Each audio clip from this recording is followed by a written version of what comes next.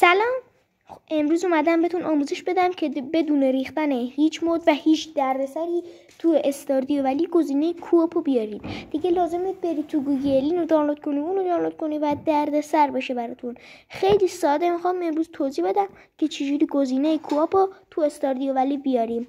Let's go. اول از همه باید نسخه استاردیو ولیتون از 1 و 4 به بالا باشه.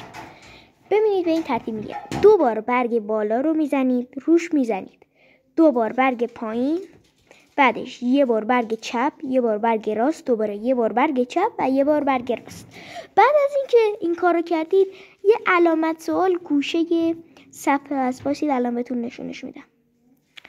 ببخشید اینها، این علامت سواله، میزنید روی این علامت سواله. وقتی که زدید روی این علامت سواله یه کد و یه نوشته اینجا هست، واسید الان براتون نشونش میدم. بله این.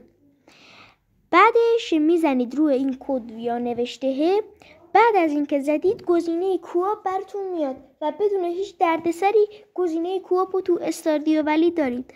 لطفاً کانال منو حمایت کنید و تا ویدیوهای دیگه فعلا خدا حافظ.